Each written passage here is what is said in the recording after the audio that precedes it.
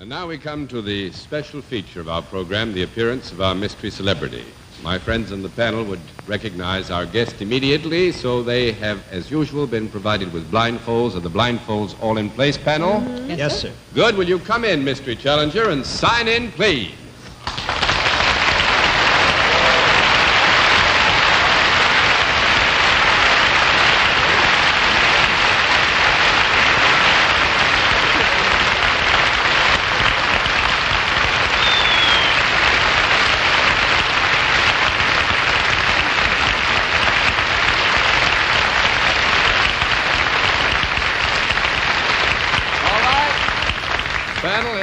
In the case of our mystery challenger, we dispense with all usual preliminaries and get right down to the general questioning. I would tell you that our guest's voice is, I think, so well known that I'm going to answer the first few questions, perhaps the first round's questions. But let's get right down to cases and begin the general questioning with Dorothy Kilgallen. Are you accustomed to facing crowds? Yes. What a clue. That's you, John. That's me. You mean it was not recognizable, Bennett? Yes, it was adorable.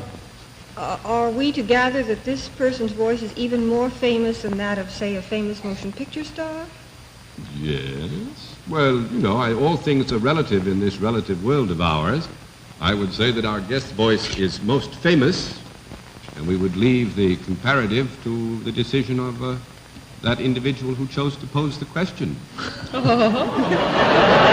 John. That cleared everything up nicely. Is this person, would I be likely to recognize this person's voice if it was heard on the radio? Would you be likely to recognize this person's voice if it was heard on the radio? I would think you might, yes. Is our guest a public figure rather than an actor or actress? A public figure rather than an actor or actress? Yes, I would think so. Does our guest appear regularly on television? Does our guest, by which you mean on a regular weekly program? No, but quite frequently.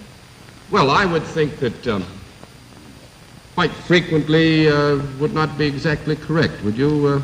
No, Good, I think we'd have to give you a it. no there. I'm sorry, Dorothy. I think you hung yourself that time. We'll have to let that one down and 9 to go. Mr. Allen. He appears on television, but not too frequently. Is that it? That's about it. Well, we're both in the same boat then. So is he in the? Does he operate in the political arena in any way? Does he operate in the political arena? I would say that you get a no there because it's not a he. That makes it 2 down and 8 to go, Miss Francis. Oh, are you intimating then that it is a lady that sometimes operates in a political arena? I'm not meaning to intimate anything. If you would like to ask that specific question, we'd be glad to entertain it. Have you now or have you ever been associated with politics? Have you now? Are you now or have you ever been associated with politics? I would think that the answer to that would have to be yes. Thank you. Since you used associated. Oh. But that is also to advise you that in one way or another, almost every good citizen of this country is associated with politics.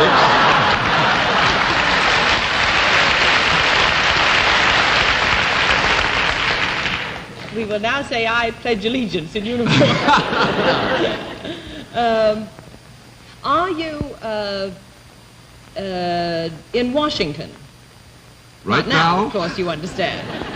But is your main job one that keeps you in Washington most of the time? Is your main job one that keeps you in Washington most of the time? I would say no to that, with our guest's permission. That's 3 down and 7 to go, Mr. Cerf.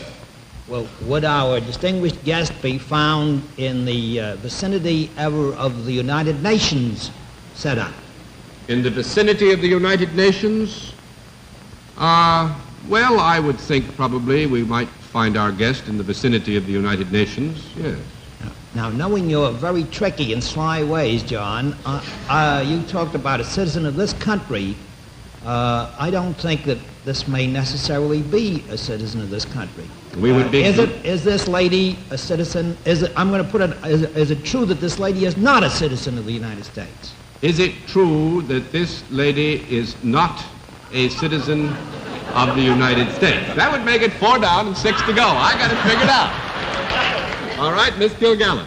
I dislike asking a lady about a birthday, but has our guest recently had a birthday that was celebrated by a great many friends? Well, I'm now going to ask our guest if she will to answer the question herself. Have you recently had a birthday that was celebrated? Fairly. Is our guest ever found in the vicinity of Hyde Park, New York?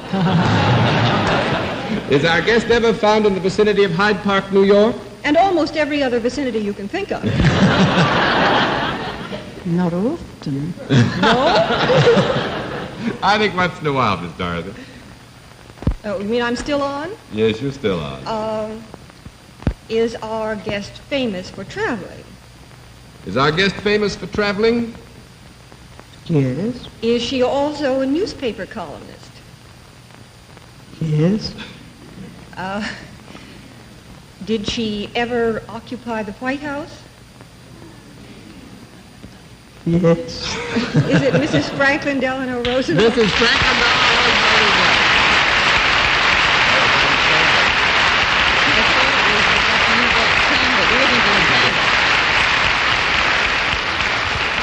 And I must say that perhaps particularly tonight, Bennett, you touched on a very tender and fond spot when you mentioned the United I thought Nations. you Madam Pandit. Well, tonight, I think everybody knows, begins the 8th annual observance of United Nations Week. It needs no one, least of all me, to tell the great part that our guest has played in the development of the United Nations. And we're very pleased and proud, Mrs. Roosevelt, to have you as our guest.